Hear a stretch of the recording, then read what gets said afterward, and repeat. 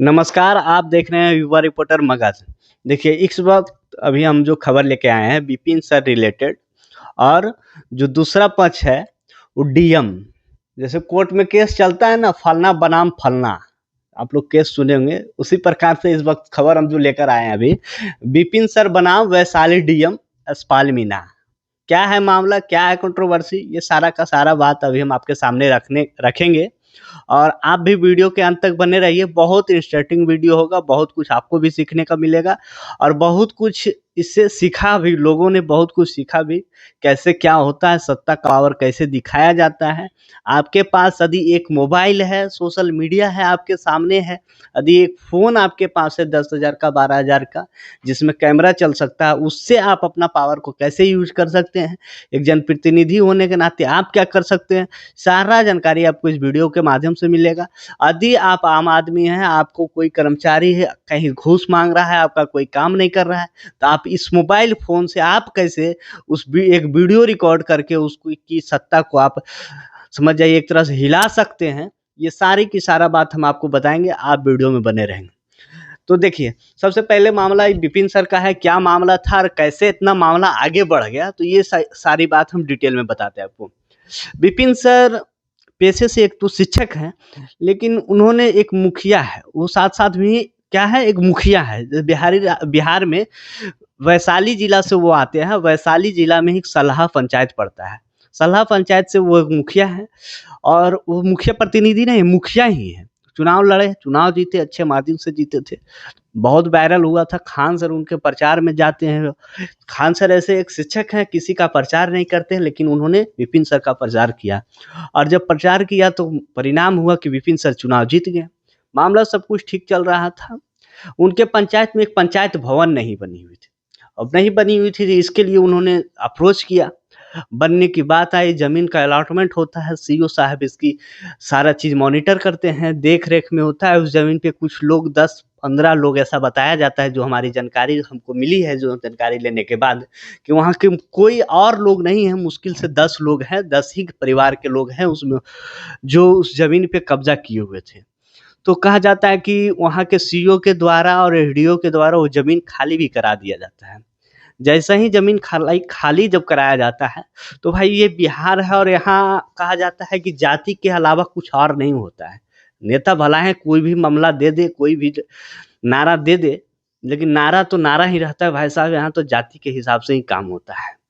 कहा जाता है कि विपिन सर जैसा बता रहे हैं कि वो लोग पासवान जाति के, हमारी भी जानकारी है वो पासवान जाति के लोग ही हैं।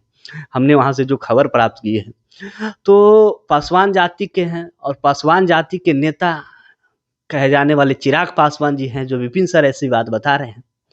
और मामला यहाँ फँसता है कि उनको जब ज़मीन खाली कराई जाती है, वहाँ के जो प्रतिनिधि नियुक्त करके रखा है, उन्होंने वो प्रतिनिधि से चिराग पासवान जी को ये सारा मामला जानकारी जाते हैं। वहाँ से उनकी प्रतिनिधि के साथ और उनके नेताओं, जो रामविलास पासवान की जो पार्टी थी, जो टूट हो गया था, जिसमें चिराग पासवान जी नई पार्टी बनाई और लोजपा रामविलास नाम रखा, उनके प्रतिनिधि मंडल मिलने जाता है वहाँ। मिलते हैं, बातचीत करता है, उसके बाद चिराग पासवान जी को ये रिपोर्ट सौंपी जाती है और बताया जाता है कि वो लोग गरीब व्यक्ति हैं और उनकी ज़मीन खाली करा दी गई है। सरकारी ज़मीन थी, खाली करा दी गई।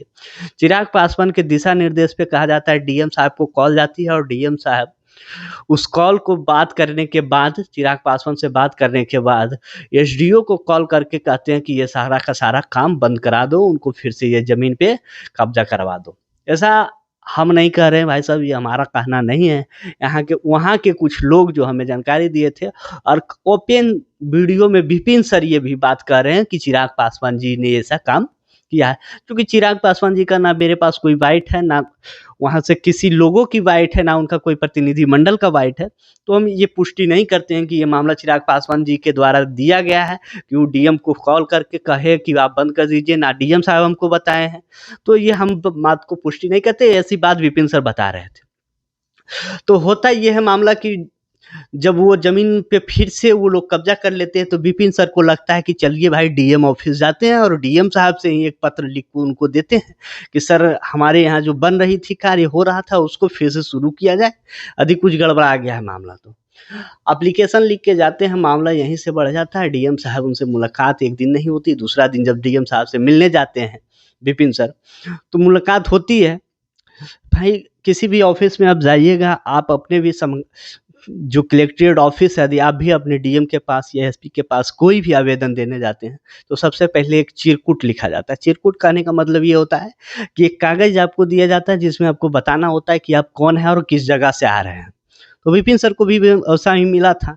इसको हम लोग क्या कहते हैं, चिरकुट कहते हैं बिहार की भाषा में। तो चिरकुट में बताना होता है कि आपकी क्या नाम है, और यदि आप कोई पद पे जनप्रतिनिधि हैं तो उस पद का नाम लिखना होता था। विपिन सर ने भी ऐसा लिखा। कहते हैं जैसे ही गेट पे प्रवेश करते हैं वो, अब आप अधिकारी के सामने जा रहे हैं तो प्रणाम पाती तो करबे कीजिएगा। तो वो जाते हैं, विपिन सर प्रणाम करते हैं डीएम साहब को। उसके बाद डीएम साहब से बात होती है। डीएम साहब एप्लीकेशन लेने से मना कर देते हैं। उनसे बहुत सारी बातें हुई, कौन मुखिया है, तू मुखिया है, तेरा माँ मुखिया, मम्मी मुखिया है, ऐसे डीएम साहब पूछते हैं। विपिन सर कहते हैं नहीं सर, मैं ही मुखिया हूँ, उसमें लिखा हुआ है विपिन कुमार राय मुखिया। मैं अपने लेटर पैड पे एक एप्लीकेशन लेकर आया हूँ, कम से कम ये एप्लीकेशन ले लीजिए। डीएम साहब एप्लीकेशन भी नहीं लेते हैं, और उनको कहा जाता है कि इस तरह की बातचीत में 3 बार अपने बॉडीगार्ड से डीएम साहब उनको बाहर निकलवाने की कोशिश कर रहे थे। लेकिन वहाँ के जो गार्ड थे, जो बिहार पुलिस के जवान जो तैनात थे, वो विपिन सर को जानते होंगे शायद पहले से। उन्होंने विपिन सर कहते कि ऐसे जवानों को हम सैल्यूट करते हैं, वो एक बार भी विपिन सर को हाथ नहीं लगाते वो जवान।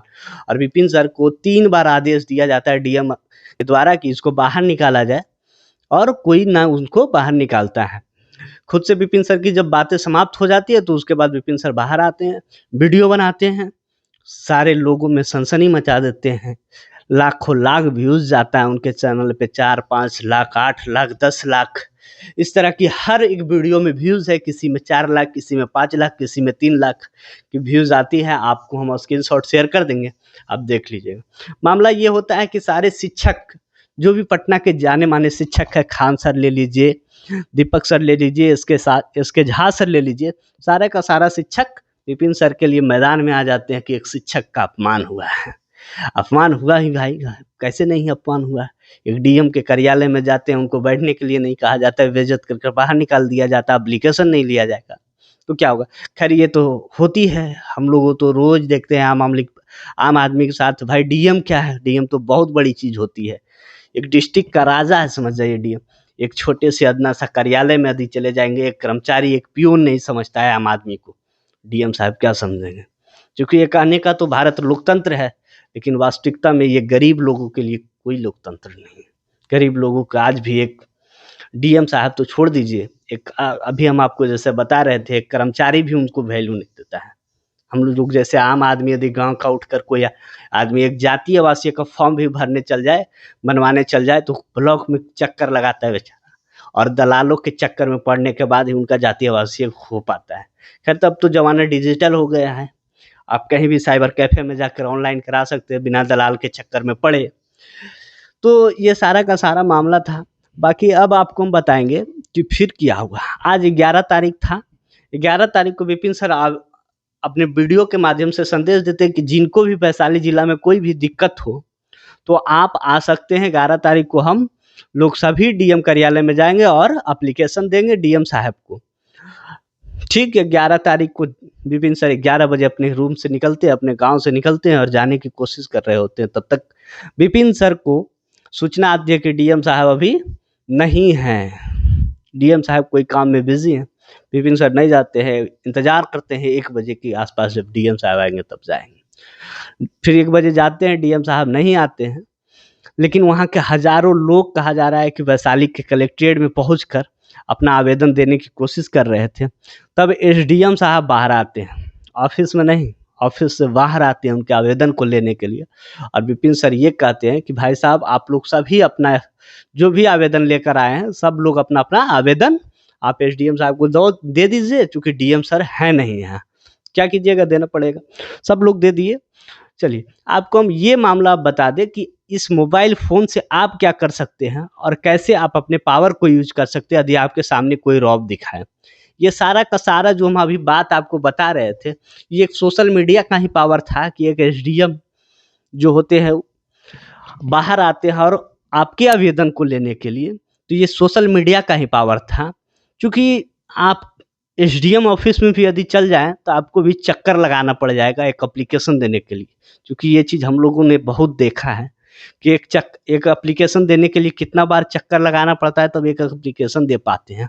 यदि आपके पास ये सोशल मीडिया है, माइक है और कैमरा है, माइक हो या ना हो, कैमरा है आपके पास यदि, तो आप अपने फ्लैश को जलाइए और यदि आपसे कहीं कोई घूस मांग रहा हो, यदि आपके सामने कोई अधिकारी बदतमीजी कर रहा हो, तो आप अपने कैमरा को ओपन कीजिए और यदि आपको लगता है कि हमारे चैनल से नहीं हो पाएगा, हम कहाँ डालेंगे, हमारे पास एक फेसबुक आईडी, हमारे पास व्हाट्सएप है, कहाँ डालेंगे, आप हमारे डिस्क्रिप्शन से में भी लिख सकते हैं, हम अपना लिंक देंगे, आप हमारे कमेंट बॉक्स में भी बता सकते हैं, हम आपको नंबर भी देंगे, हम आपके वीडियो को चलाएंगे, हम वायरल करेंगे, हम आपको न्याय दिलाएंगे, क्योंकि आपका भाई, हम लोग जो हैं आपके सेवा में रहेंगे, हमेशा रहेंगे। यदि आपके सामने कोई बदतमीजी होता है, कोई भी ऑफिस में बदतमीजी होता है, आप वीडियो बनाइए अपने कैमरा से और हमारे पास भेजिए, हम आपके न्याय की लड़ाई लड़ेंगे। हमारे जैसे बहुत सारे सोशल मीडिया यूट्यूबर जो हैं आपके लिए लड़ाई लड़ेगा। बाकी इसी तरह से हमारे वीडियो को आप लोग प्यार देते रहिए। धन्यवाद।